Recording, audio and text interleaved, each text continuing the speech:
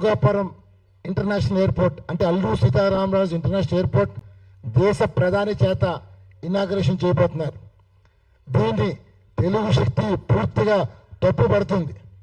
ఎందుకంటే ఏవైతే చేస్తున్నారో హిందూ సాంప్రదాయానికి హిందూ మనోభావాలకి చాలా వ్యతిరేకంగా చేస్తున్నారు. మరి మీకు అందరికీ తెలుసు, ఇది ఆషాఢ మాసం అంటే జూలై 14 నుంచి ఆగస్ట్ 12 వరకు ఆషాఢ మాసం.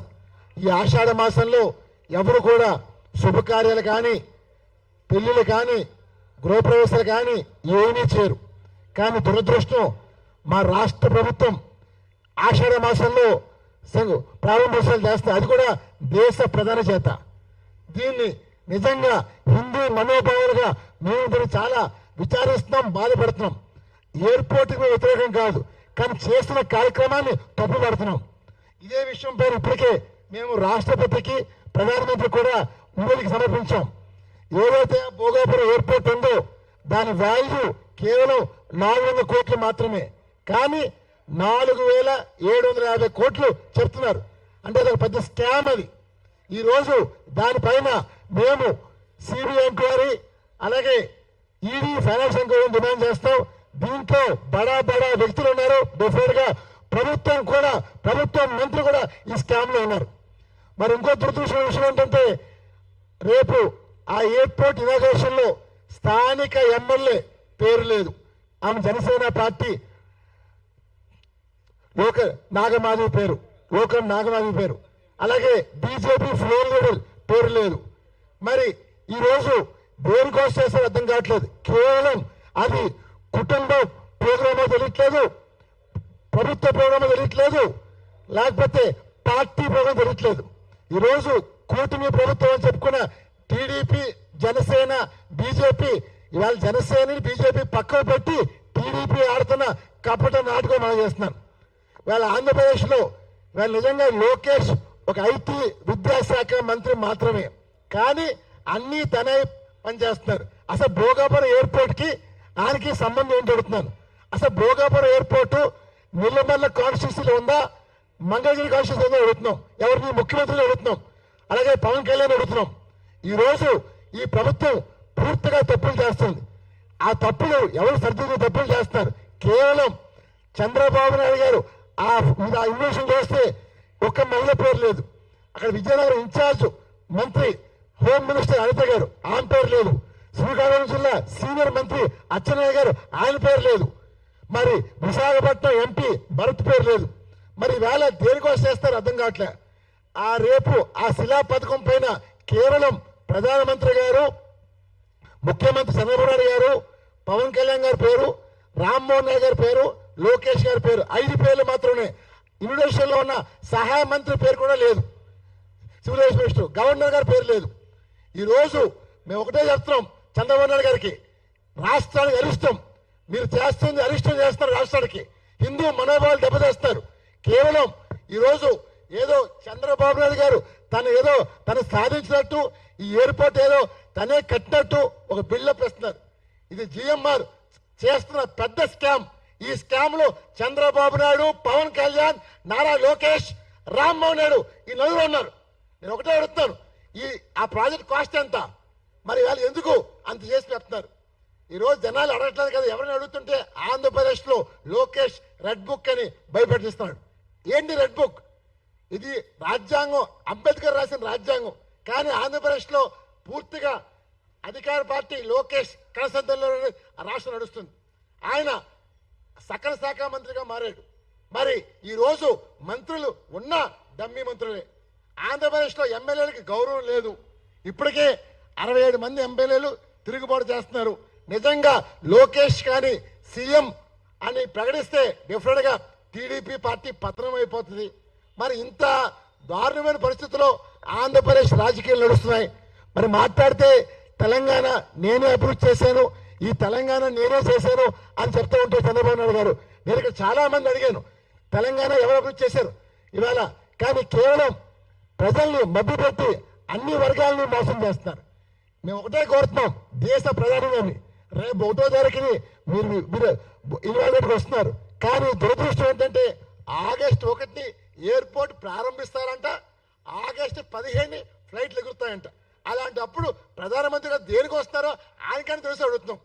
ఇవాళ ఒక ప్రారంభోత్సవం చేస్తామంటే అక్కడ యాక్షన్ జరగాలి, యాక్షన్ లేదు. మరి ఇవాళ ప్రధానమంత్రిని ఆ గవర్నమెంట్ తప్పుదో పట్టిస్తుంది. మేము ఒకటే కోరుతున్నాం ప్రధానమంత్రి గారిని, దయచేసి మా దేశ ప్రధాని గౌరవం నిలబడమని చూస్తున్నాం, గౌరవం తీయాలని చోట్ల ఏదో అడ్డుకోవాలని చోట్ల ఆంధ్రప్రదేశ్ రాష్ట్రాన్ని కాపాడాలని, తెలుగు జాతి గౌరవం నిలబెట్టాలని నాడు ఎన్టీఆర్ పార్టీ పెట్టినప్పుడు సమాజమే దేవాలయం ప్రజలైన దేవులు అని చెప్పారు. మరి ఈరోజు నాయకులు ఎలాగైపోయారంటే మేమే దేవుళ్ళు, ప్రజలు భక్తులు అనుకుంటున్నారో బిచ్చలు అనుకుంటే మాకు అర్థం కావట్లే. ఈ సిస్టమ్ మారాలి. తెలుగు శక్తి ఒకటే చెప్తున్నాం, మేము ఎవరికి భయపడేది లేదు. తెలుగు జాతి కోసం ఎంత దూరం వెళ్తాను, ఎవరితో పోటీ చేస్తాను. ఒక అన్నగా, తమ్ముడుగా, కొడుకుగా, మనవడుగా, మీ వాడిగా మీ ఇంటి మీద రాబోతున్నాను. అంతేకాని ఇలాంటి నాయకులు భయపడ్డు. నాడు స్వతంత్రం రావాలని, స్వార్థం నశించాలని కుల, మత, వర్ణ విభేదాలతో ఎంతో మంది మహనీయులు పోరాడితే స్వతంత్రం వచ్చింది. ఈవేళ స్వతంత్ర భారతదేశంలో ఇవాళ ఆంధ్రప్రదేశ్ బిచ్చగా దారుణంగా ఉంది. ఇవాళ ఆంధ్రప్రదేశ్ నాయకులు ఎలా దోచుకున్నారు, రూలింగ్ పార్టీ కబ్జాలు, ఇంతకంటే దారుణం ఎక్కడ చూడలేదు. నేను ఒకటే కోరుతున్నాం, ప్రతి ఒక్కరు ప్రజలు ఒకటే పిలిపిస్తాం, ముఖ్యంగా యువత రావాలి. యువతతో రాష్ట్ర భవిష్యత్తు ఉంది. ప్రతి ఒక్క యువత ఒక అల్లూరి లాగా, ఓ సుభాష్ చంద్రబోస్ లాగా, ఓ భగత్ సింగ్ లాగా, ఝాన్సీ లక్ష్మీబాయి లాగా, రాణి రుద్రమదేవి లాగా సైనికులు కావాలి. ఈ యుద్ధం మీకోసం నా కోసం కాదు, తెలుగు జాతి కోసం. ఈ రోజు చంద్రబాబు నాయుడు గారి నాయకత్వంలో ఆంధ్రప్రదేశ్ నాశనం చేస్తుంటే ఒక తెలుగువాడిగా తిరుగుబాటు చేస్తున్నా. అంతేకాని నా గౌరవం, నా తెలుగు జాతి గౌరవం నిలబెట్టాలని ఏదైతే నాడు ఎన్టీఆర్ గారు ఆశయం సాధించారో ఆ ఆశయం కోసం నేను పాలిస్తాను. ఇందాకే ఆయన సమాజానికి వెళ్ళి ఆయన సమాజ సాక్షిగా ప్రమాణం చేశారు. నేను ఈ తెలుగు జాతి కోసం నా ప్రాణాన్ని అర్పిస్తాను తప్ప ఇలాంటి తప్పు జరిగితే ఊరుకోను. నేను ముఖ్యంగా ప్రశ్నిస్తాను, బీజేపీ హిందూ పార్టీయా, ముస్లిం పార్టీయా, క్రిస్టియన్ పార్టీయా చెప్పాలి. నిజంగా మీరు హిందూ పార్టీ అయితే రేపు 1వ తారీఖు ప్రోగ్రాం క్యాన్సిల్ చేయాలి. లేదు మేము ముస్లిం అయితే రండి, క్రిస్టియన్ అయితే రండి. అంతేకాని పార్టీ ముసుగులతో మాత్రం ఆడమాకండి, హిందూ మతాలతో ఆడమాకండి. ఈవేళ ఏదో మేము అయోధ్య రామ మందిరం కట్టాం, మా హిందూ పార్టీ అని చెప్పారు, మేము నమ్మాం. కానీ మీరు హిందూ ముసుగులో ఆడుతున్న డ్రామా మనం చేస్తున్నాను. ఈవేళ ఆంధ్రప్రదేశ్ నాడు మీకు అందరూ తెలుసు, చంద్రబాబు నాయుడు గారు ఇదే నరేంద్ర మోడీ గారిని ఢిల్లీలో సభ పెట్టి నరేంద్ర మోడీ గారు పిల్లలు వదిలేశారు, పిల్లలు లేరు, ఇది ఇంకేం తెలుసు అన్నారు సెంటిమెంట్లు. మరి ఈవేళ చంద్రబాబు నాయుడు గారు మీరు ఏం చేస్తారని అడుగుతున్నారు. ఈరోజు మీరు ఆంధ్రప్రదేశ్కి ప్రత్యేక హోదా తేలేకపోయారు.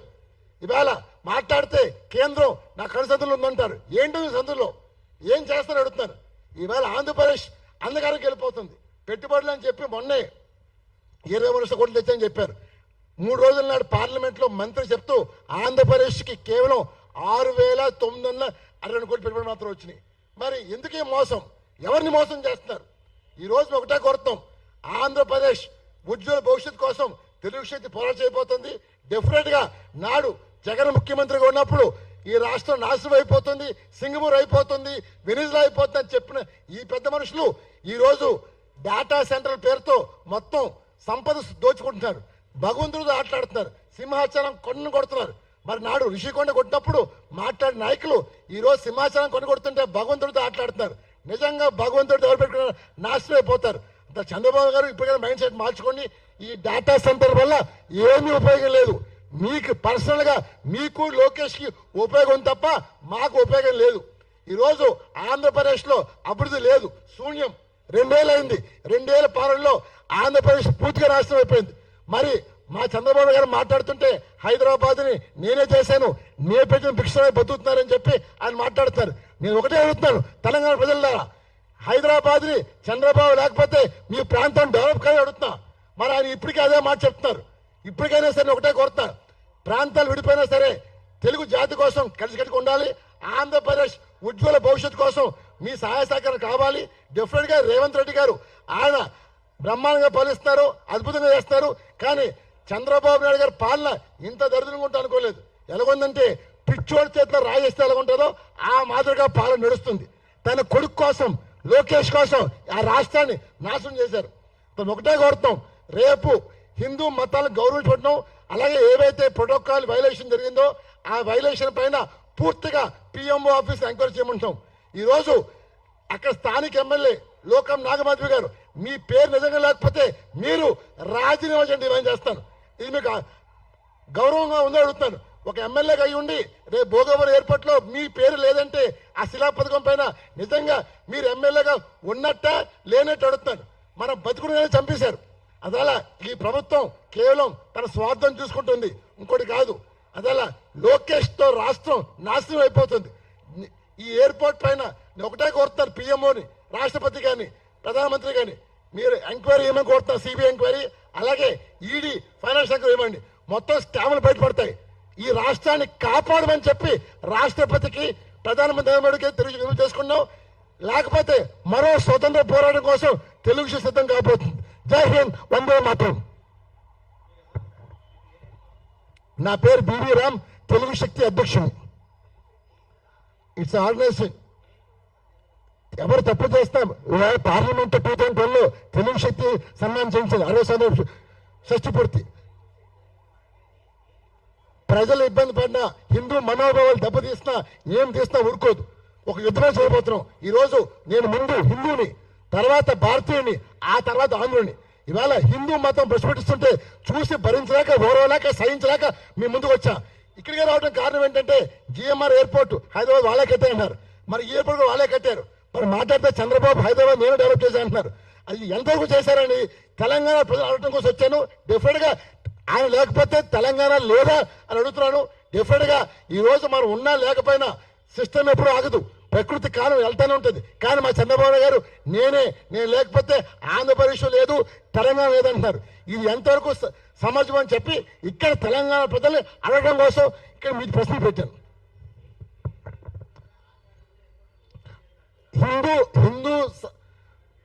హిందూ సాంప్రదాయం ప్రకారం ఎవరు కూడా ఆషాఢంలో శుభకార్యాలు చేయరు, ప్రారంభోత్సవాలు చేయరు, పెళ్లిళ్ళు చేసుకోరు. మరి ఈ సెంటిమెంట్లు కూడా లేకుండా మా ముఖ్యమంత్రి గారు సెంటిమెంట్లు లేవు. మరి ఆయన ఇల్లు ఓపెనింగ్ ఆషాఢం చేస్తారని అడుగుతున్నాను. రేపు మెయిన్ ఆబ్జెక్ట్ అది. అలాగే వైలేషన్ ఆఫ్ ప్రోటోకాల్స్. అక్కడ స్థానిక ఎమ్మెల్యే పేరు లేదు, స్థానిక ఎంపీ పేరు శిలా పథకం పేరు లేదు. అంటే ఇవాళ కేవలం లోకేష్, అసలు లోకేష్ కి భోగవ ఏర్పాటుకి సంబంధం ఏంటి అడుగుతున్నాం. ఇవాళ ఏమీ లేని వ్యక్తి అన్ని నేనై సకల శాఖ మంత్రి వివరిస్తున్నారు. ఒక రెడ్ బుక్ అని చెప్పి జనాలు భయపడుతున్నారు. ఆ రెడ్ బుక్ భయపడేది ఎవరు లేరు. అదే రెడ్ బుక్ పెడితే భయపడిపోతాం ఇది అనుకుంటున్నారు. జనాలు తిరుగుబాటు చేస్తే తరిమి కొడతామని మనం చేస్తున్నాం. మీకు ఆ ఎయిర్పోర్టు జిఎంఆర్ చెప్తుంది 4,750 కోట్లు చెప్పారు. కానీ దాన్ని ఎంక్వైరీ చేస్తే, ఈడీతో ఎంక్వైరీ చేస్తే మహా అవుతే 400 కోట్ల మెంచలు 12 రెట్లు చెప్తున్నారు. 12 రెట్లు అంత డబ్బు ఎక్కడైంది? ఈవేళ రాష్ట్ర ప్రభుత్వం భూసేకరణ చేసి జిఎంఆర్కి ల్యాండ్ ఫ్రీగా ఇచ్చింది. మరి ఇంత స్కామ్ జరిగి అన్ని 10 సంవత్సరాల పాటు రాయితీలు ఇచ్చింది. ఈవేళ విశాఖ ఆ ఎయిర్పోర్ట్ నుంచి వెళ్ళాలంటే 850 రూపాయలు కట్టాలి. మీరు అటు నుంచి వస్తే 350 కట్టాలి. యూజర్ డెవలప్మెంట్ ఫీజు అధికంగా వసూలు చేస్తున్నారు. ఎక్కడా లేదు ఇంత దారుణం. అంటే కేవలం జిఎంఆర్కి మేలు చేయడం కోసం చంద్రబాబు, లోకేష్ ఆరాటపడుతున్నారు. పైగా 31 డిసెంబర్ దాకా టైం ఉంది ఎయిర్పోర్ట్కి. కానీ ఇంత ముందు ఎందుకు ఓపెన్ చేస్తారు అర్థం కావట్లే. 4 నెలల ముందు ఎందుకు ప్రధానమంత్రి గారిని తప్పడుతున్నారు. మా దేశ గౌరవం ముఖ్యం. ఆంధ్రప్రదేశ్ వల్ల మా దేశ ప్రధాన గౌరవం మచ్చగలుగుతుంది. హిందూ మనోభావాలు దెబ్బతింటాయి. హిందూ మనోభావాలు కాపాడమని తెలుగు యుద్ధం చేస్తుంది. అంతే తప్ప మేము ప్రధాని అడ్డుకుంటామనో ఇది అంటలేదు. హిందూ మతాన్ని గౌరవించబడినాం. ప్రధానమంత్రి గారు లేదు మాకు సెంటిమెంట్ లేవు, మా ఇది బీజేపీ హిందూ పార్టీ కాదు, ముస్లిం పార్టీ, క్రిస్టియన్ పార్టీ చెప్పండి, మాకేం ప్రాబ్లం లేదు, మేము అడ్డుకోం, చెయ్యండి. కానీ మత ద్రోహంగా మిగిలిపోతారు. రేపు తెలుగు జాతి బహిష్కరిస్తామని చేస్తున్నాం.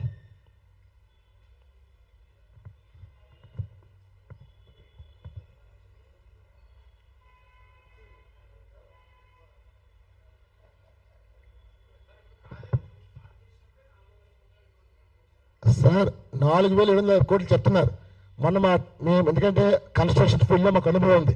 మన వెళ్ళి ఎయిర్పోర్ట్ అంతా పరిశీలిస్తే ఇవాళ విశాఖపట్నం ఎయిర్పోర్టే 180 కోట్లు అయింది, కర్నూలు ఎయిర్పోర్ట్ 130 కోట్లు అయింది, రాజమండ్రి ఎయిర్పోర్ట్ 130 అయింది, విజయవాడ 180 కోట్లు అయింది.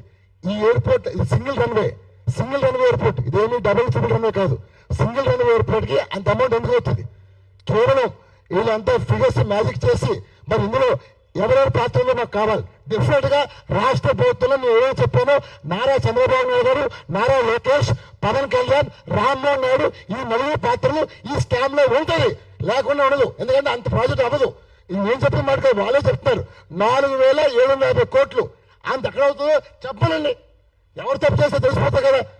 దీనిపైన CBI enquiry, ED finance enquiry, PM declare చేయాలి. ఎందుకంటే ఇంత స్కామ్, ఇది పెద్ద స్కామ్. అది ఇంత స్కామ్ ఎయిర్పోర్ట్ కింద డబ్బు ఎప్పుడు అవ్వదు. ఇవాళ ఎయిర్పోర్ట్ కి బంగారు బాదుగుడ్లా తయారు చేశారు. ఇవాళ 4 నెలల ముందు నుంచి వాళ్ళకి మేలు చేస్తున్నారు. ఇంత మేలు ఎక్కడ చూడలేదు. ముఖ్యమంత్రి గారు ఎందుకు ఆధారపడుతున్నారో తెలియట్లేదు. రాష్ట్ర క్యాబినెట్ అంతా వాంబోన్స్ అక్కడ కూర్చున్నారు. ఇంకో పనిపోటు లేకుండా కేవలం భోగపోయేపోటు ప్రధానమంత్రి వస్తున్నారు. గ్రాండ్ గా చేయాలి, జన సమీకరణ చేయాలి. ఒక పక్కన కోవిడ్ ఉంది. కోవిడ్ ఆంధ్రప్రదేశ్ లో విపరీతంగా ఉంది. మరి 2 లక్షల మందితో జనాభాతో మీటింగ్ పెడతారంట. అంటే ప్రజలు పోయినా పర్లేదు, మాకు ప్రధానమంత్రి రావాలి, మేము డయాస్ లో కూర్చోవాలి. ఇది ఈ ప్రభుత్వం ఎప్పుడు ప్రజల కోసం పనిచేయాలి. కానీ ప్రజల కోసం బానేసి వాళ్ళ కోసం పనిచేస్తారు. ఎన్నాళ్ళు పనిచేస్తారు? ఎన్టీ రామారావు ఆశయాలు పూర్తిగా చంద్రబాబు తొంగదొక్కారు. డెఫినెట్ గా తెలుగుదేశం పార్టీ తిరుగుబాటు రాబోతుంది. డెఫినెట్ గా లోకేష్ నాయకత్వాన్ని ఎవరు కోరుకుంటా. ఈ లోకేష్ రెడ్ బుక్ రాజ్యాంగంతో బెదిరిస్తాడు. ఆ బెదిరింపులకి ఆంధ్రప్రదేశ్ లో ఎవరు భయపడరు. తరిమి కొడతామని మనం చేస్తున్నాం. తెలుగు శక్తి ఎనిమిది అవకాశం.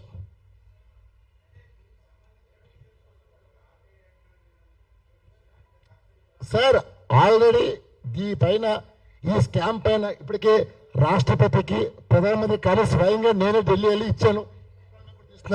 అకౌంట్ కూడా తీస్తున్నాను. ఎందుకంటే ఇది రాష్ట్ర ప్రభుత్వాన్ని, కేంద్ర ప్రభుత్వాన్ని తప్పుగా పట్టిస్తుంది. అంతే తప్పు కూడా కాదు. పాపం ఆ కేంద్ర ప్రభుత్వాన్ని ఇవాళ వాళ్ళు వచ్చి ఈ అరిష్టంలో వస్తే నేను అడిగాను, చాలా మంది సార్లు అడిగాను.